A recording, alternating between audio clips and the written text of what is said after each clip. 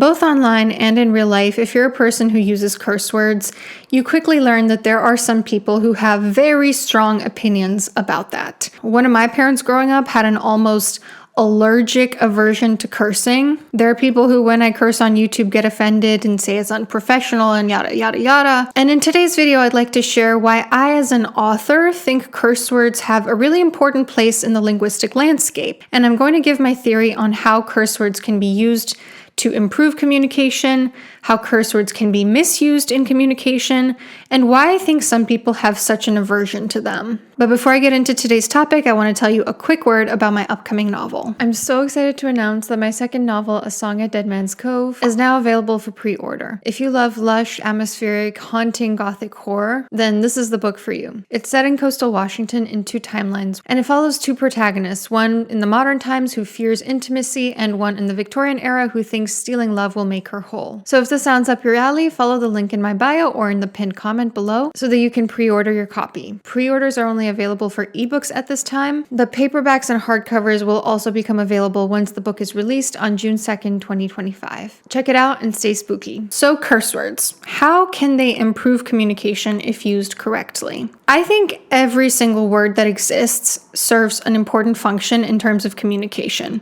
There is not a single word out there that doesn't communicate something important. For example, the highly specific Japanese term ikigai. It's a very specific term that has a very specific function, and it also reveals cultural values. Curse words usually reveal either anger at someone or at a certain situation, or other highly charged emotions.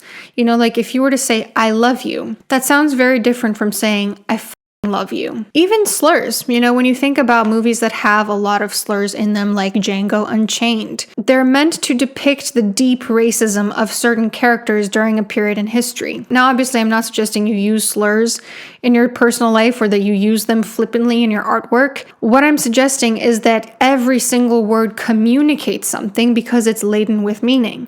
So when someone uses a slur, it communicates hatred of a certain group. So I guess the question then becomes, what is it you're trying to communicate through your language? Calling someone a slur could communicate hatred, dehumanization. Accentuating a sentiment with a curse word could communicate heightened emotionality or that you feel particularly strong about something. Using curse words can evoke a really vivid picture. You know, like in The Sopranos, they have this phrase, something being a hair away from blank, a very small amount of distance between 2 things. Saying that it's a hair away from something is funnier than saying it's a hair away from something. In fiction or film specifically, having a character curse a lot could highlight their position in the respectability politics game. You know, like thinking of the UK show Skins back in the day. Cook's character, he cursed a lot, and he reveals a lot about his socioeconomic status through the way that he talks and through the types of curse words that he uses. Having a character curse can highlight their emotional volatility or a moment that's particularly important for them, like a turning point, or hate that they feel towards a specific person or a specific group.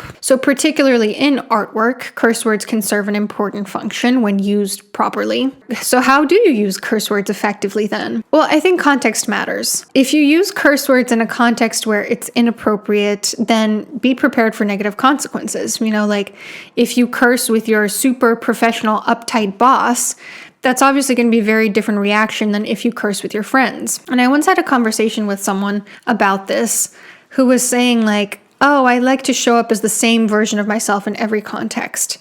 And I don't agree that that's helpful. We are extremely fluid and context dependent as people. And it makes sense to show a slightly different version of ourselves with our friends, with our boss, with our lover. I think that we should code switch based on context because in every situation we have a different goal. In every situation we have to ask ourselves, how do I best communicate in order to meet said goal? It's not smart to show up as the same exact version of ourselves in every single context. The self is not static, but you're the one who has to decide, okay, does it behoove me to curse in this context or in that one? You know, like for instance, I think I curse more now in YouTube videos than I used to when I was still a therapist, because now it's like, bro, this is the internet, okay? Like there's no reason to not be casual and personal. This is overall what people expect when they go on the internet. I'm a science communicator, but I have no obligation to play the respectability politics game on the internet. There's simply no professional reason for me to not show up more casually. So if I feel strongly about something, I might throw in a curse word. And that's another really important way of using curse words effectively, is you have to use them to emphasize emotion. There's a recent video I made where I kept it professional until the very end where I used a curse word. What I said was, maybe don't post hateful things on the internet like a fucking loser. And I got comments saying that, they really liked hearing that it kind of made them crack up, that it humanized me more, made me come off as more emotive. And I'm glad to hear that because, overall, I would say I try to keep it professional. But when I feel strongly about something, I'm going to poke fun. I might say a curse word because I'm trying to highlight something. I'm trying to emphasize emotionality. I'm trying to emphasize my point. And my ultimate point in that video was that people who leave hateful comments on the internet are fucking losers. Another way to use curse words effectively, and that goes right along with what I just said, is you have to use them somewhat sparingly. If you're cursing like a sailor, curse words are going to lose their power and meaning. They're no longer going to be used to emphasize emotions or underline a point. If you're cursing in every other sentence, or you're saying fuck this and fuck that and fucking this all the time, the word loses its meaning. Who's more likely to emphasize their point better? The person who's dropping F-bombs left and right, or the person who only yells the F word one time? It's kind of like the boy who cried wolf. If somebody usually doesn't curse, for once you hear them cursing, then okay, this is something I should pay attention to, versus the person that curses all the time. You kind of get used to it. You kind of get used to thinking, okay, they don't feel super strongly about this. This is just kind of how they communicate. Or sometimes people might think that person just has low frustration tolerance and just gets really emotional over everything. And this is subjective, where does that line get crossed? And it's up to every person to decide for themselves. But how much do you want to use curse words? It doesn't have to be black and white. And in fact, it probably shouldn't be. And also, it's not just about the word itself. It's about the energy with which it's spoken. I've mentioned this story before, but I once had a conversation with my father-in-law about Russian and Ukrainian slurs for each other, because he's Russian and he was talking about how, Ukrainians have certain slurs for Russians, Russians have certain slurs for Ukrainians. And there was a point where he didn't know that something was a slur against Russians, but he could tell based on the energy with which it was spoken. And for the record, my father-in-law is very pro-Ukraine.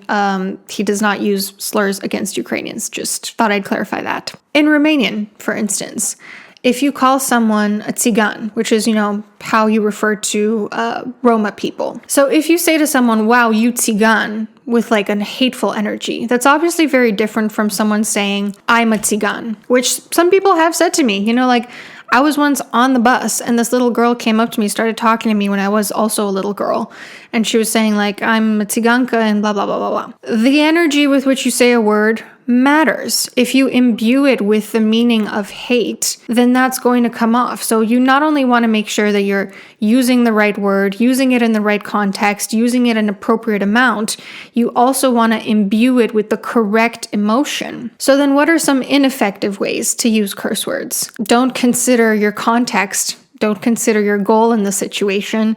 Just kind of say whatever curse words you want whenever you want. Overuse them very flippantly or to the point where they lose their meaning or they lose their emphasis. Use them to harm other people. There's a difference, for instance, between your partner coming home and saying, I had the worst fucking day of my life, versus where the fuck is my dinner? Same curse word, completely different usage. One harms the other person, one does not. Likewise, there's a difference between the song, damn, you're a sexy bitch, versus you're kind of a bitch. Same word, different meaning. How I plan to explain cursing to my own children is I am not going to forbid them from using curse words in the home, and I'm not going to stop cursing around them either, honestly. I'm going to explain to them that context matters, that they should not use curse words with a teacher, for example, because it's ineffective to their goal in that situation, which is to do well in school. I'll explain that overusing curse words can make someone seem really cringe and like they're trying too hard to emphasize everything, which loses its power.